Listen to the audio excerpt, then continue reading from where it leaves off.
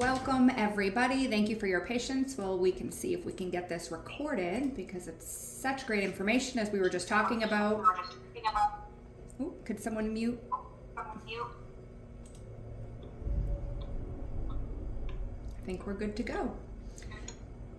So I'm Nicole Kittredge. Thank you all so much for attending. With me, I have Jonatown, real estate expert, and Kelsey Soderland of Soderland Home Inspections. We have some great information today about Radon 101, and I'm not going to pretend to know much about it. So Kelsey, I'll turn it right over to you to take it away. All right, hey everybody, my name is Kelsey Soderland. I am the home inspector and owner of Soderland Inspections. You can see my PowerPoint right now, right? Yes. Perfect. So I've got my license number, my NACHI cert number as well. My website is soderlandinspections.com. You can call me or text me there, and I will be the one to answer that phone number.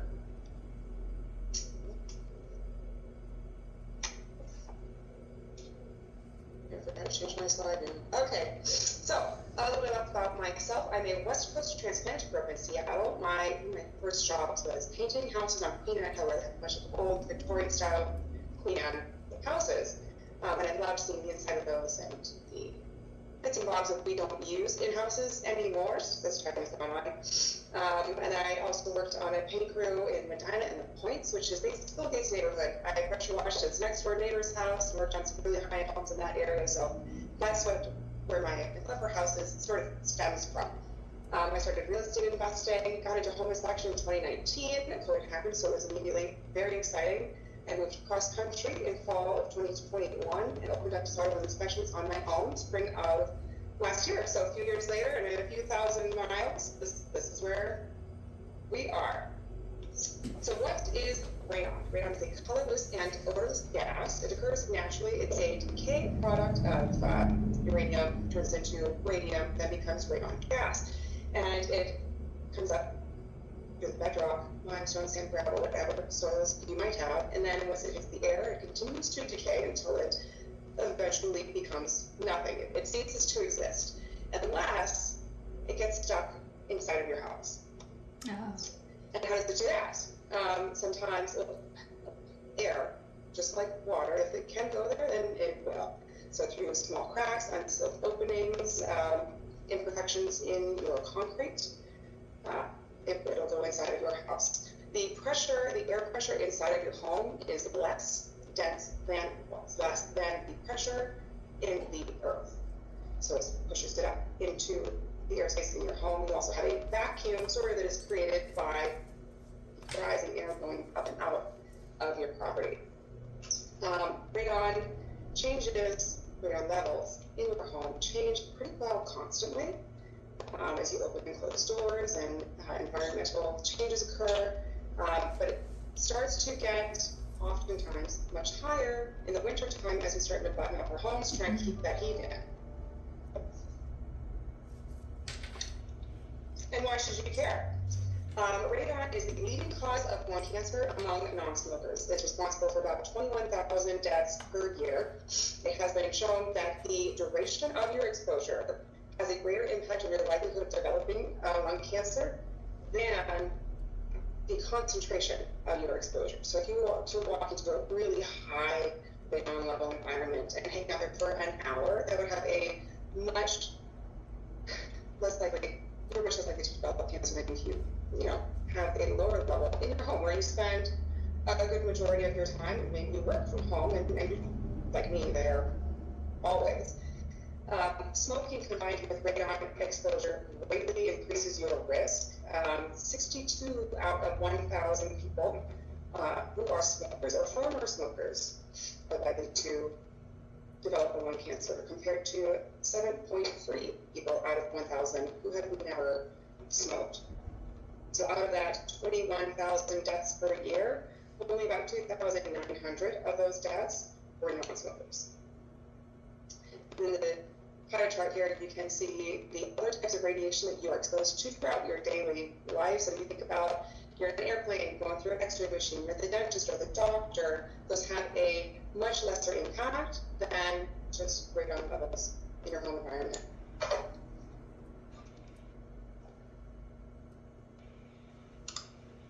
Here is some comparable risks. If you guys want to screenshot that, I'm not going to go into too much detail here because we're short on time.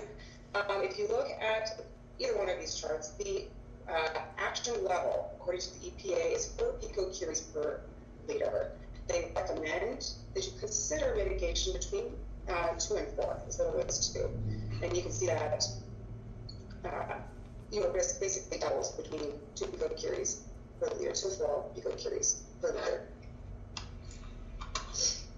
Radon decay particles are actually what cause the cancer, not the radon gas itself. So the gas, it acts as, has a sort of an aerosol effect where it carries those radon decay particles into your lungs. And then those emit alpha particles as they continue to decay, which continues to irradiate the lung, and that's how the cancer actually develops.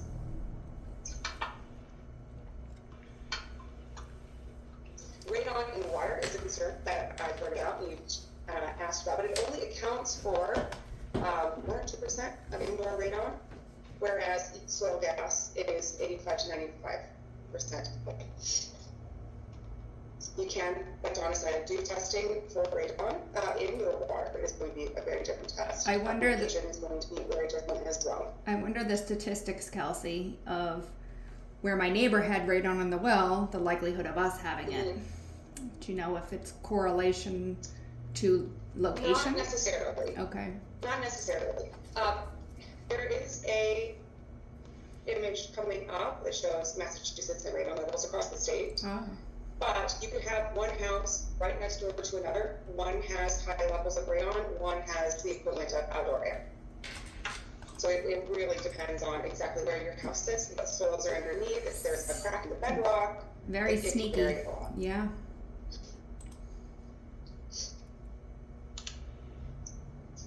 So radon in water typically is not a concern for most people unless you are on a well system. And if you're on public water, there's just so much time and space between the water leaving the ground and then going through treatment and going through the pipes around town that there is enough time for the radon in that water to escape. If you're on a well system or a small private system, if your neighborhood shares maybe a well, the water doesn't travel as far, it doesn't have as much time to get rid of that gas. So should you test? How do you know if you should test? Everybody should test, especially in this area. Every house is different, and just like I said, you can't compare your results to somebody else's.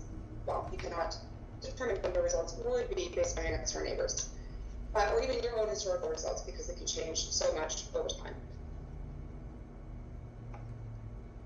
This is that map that I was talking about. The East Coast here, because our soil is, well, bedrock, basically. Right? If we build a new construction property, we're probably going to have to do some blasting to get that granite out of there. This is a high radon area. Generally speaking, everybody should test. And even in that zone 3, right around Boston, radon is still very common there. So if you have, just a quick statistic I found, Kelsey, so fascinating. I went into Boston, and 60% of Boston would be underwater. It was built up. That's pretty cool. A lot changes over time. Seattle's similar too. We actually have a Seattle underground. Is that in Boston as well? In the city, yeah. I was at the Christian Science Museum and did a tour of the church, which has a killer location in the city. And they said all of that was built on water. So I wonder, it's a low radiation because it was the sea. Interesting. Anything that's on, especially basement, definitely the ground level, even if your foundation is a slab, or you have a crawl space, there's that air gap between the ground or the surface and your living space. Until you reach the second, actually the third floor, that radon level could still be a concern. Interesting. Thank you. So how do you test? Any testing used in a real estate transaction must be a minimum of 48 hours long, and that is considered a short-term test. That is just a glimpse in time under very specific circumstances to give you an idea of what radon would be like at that property, really only at that time. Closed conditions for the area being tested need to be maintained throughout the duration of the test. If you test during extreme or unusual weather events, that's going to impact the results, and it won't give you a true idea of the risk in that space, in that property. If you have your house closed up for the winter time and then your heating system is on, that's going to also have an impact on the testing. You need to be sure that you have the device placed in an appropriate location. It can't be too close to the walls. It can't be on the floor, on the ceiling, near a window, in the line of a draft. There are two different types of tests that we see most common. The one is going to be a charcoal canister or a vial, which you see on the screen right here. This is the most common. You set the two vials side by side, at least 4 inches apart, no more than 8. Leave those open for 48 hours, come back, close the vials, package it up, drop it off at the post office. The postman picks it up, he takes it to the lab, and then the lab picks it up and they run it through their lab system. So what is a minimum 48-hour test can easily become twice as long just because of transit and handling. The results only show the average radon level throughout the entire test period, which is still very helpful information, but it's one number as an average. And if somebody were to tamper with it, they'd pick it up, take it outside, run around for a while, then put it back. There would be no evidence of that. The other system that you would see is a continuous radon monitor. These are what I prefer to use. There is no wait time for the report. As soon as I am back on site with this machine, I can compile a report and send it out in an email. So that 48-hour test can actually be as little as 48 hours. The machine takes samples of the air every hour. It records the temperature, humidity, atmospheric pressure. I can even compile a weather report, so you can see how the weather changes during the test could have impacted those radon levels. And it records motion events. So that, combined with the environmental information, we're much more likely to be able to tell if somebody did decide to take it around the outside of the property and fudge those numbers a little bit. So the outside air still has radon in it, but that's about 0.4 picocuries per liter. The actual indoor average is about 1.3. The EPA recommends that you consider mitigation as low as 2. The actual level is 4 picocuries per liter. That's a pretty standard number for most of the world, actually. And what can you do about it?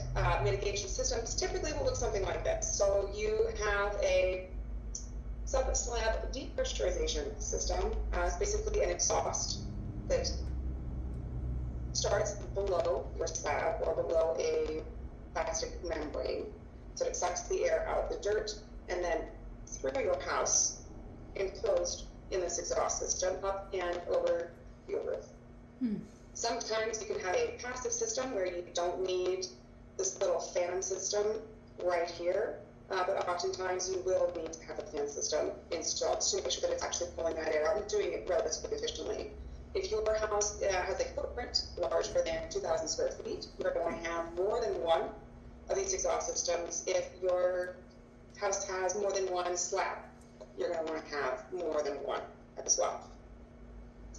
Once you have your mitigation system installed, you want to retest every 2 years. Just to make sure the system is still functioning, radon levels are still what they were, or the system can still handle what radon levels there currently are. If you remodel anything, make changes to the property, you want to make sure that those are still working the way that we want them to. What questions do we have? I have questions. Okay, so the last time that I knew, radon mitigation systems in the average home ran about $1,500. What has inflation done to the price? Donna? That is a great question. Oh, yes, Donna. Maybe Donna can tell us. We can't hear you, Donna. I muted you, I'm sorry.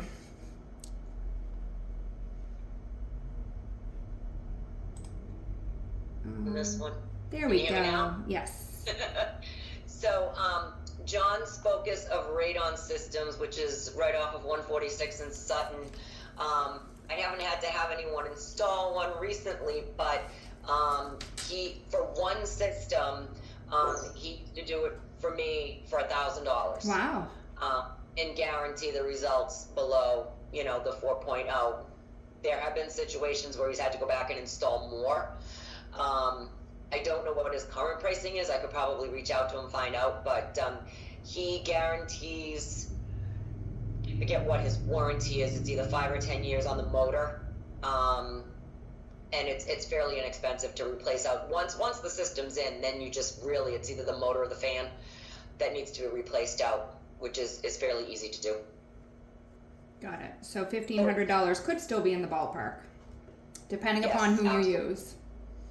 Yeah, but no reason for a buyer not to move forward, because it is the type of situation that can be remediated, so it's no longer a health issue. Knock on wood, I've never had a transaction not move forward because of radon. Typically the seller will install the mitigation system or the buyer will take responsibility and put one in. Aside from the well, that well where there was a neighbor with a well that had radon in the water, that home was hard for them to sell, but that was probably 7 or 8 years ago. So in this most current market, with inventory low, a buyer would probably be willing to take that expense on. Yeah, and even those systems, even though they are more expensive, I don't know exactly how much, they also guarantee that it will, almost eliminate, at least bring it down to safe levels.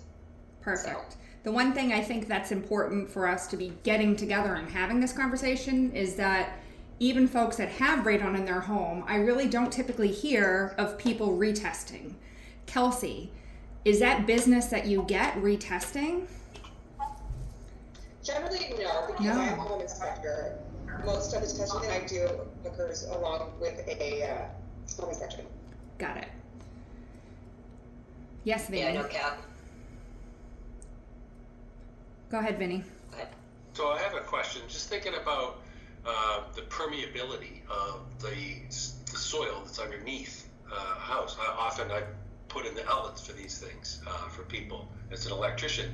And like, for example, in my house in the Natick area, the soil is very clay-like. So there's not a lot of air. The air doesn't easily transmit. But these things are usually in one corner. What about basements, one full basement, the opposite corner? Is it getting all of that radon out from underneath the slab? Is it literally drawing it in? And what about permeability of the land? If it's really, really clay-like, how does it pull it from there? That is a really good question. It's going to be situationally dependent.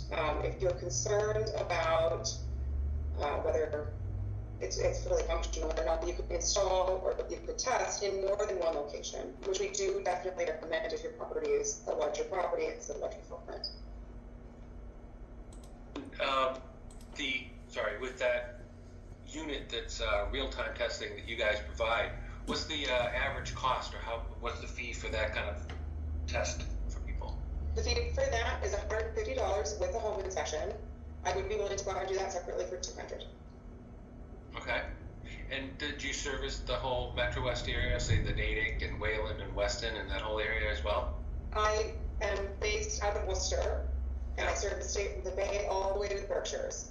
So if you want me to go, to the Berkshires pretty deep, then call me ahead of time with that address, or to the Cape. Okay. I have to set aside a whole day for that. And there's one other thing I just thought of too. When it comes to the continuous monitoring or the canisters, you said, I believe, that they have to be left alone for 48 hours. And if I recall, people can't be going in and out of the home and opening doors. Is that right? Preferably not, but how you are going to live there, right, it is going to impact the radon level. Preferably keep those doors closed. And go in and out as little as possible, but if it's in somebody's living room and the property is occupied, we just ask that they do their best. Right. Makes you wonder.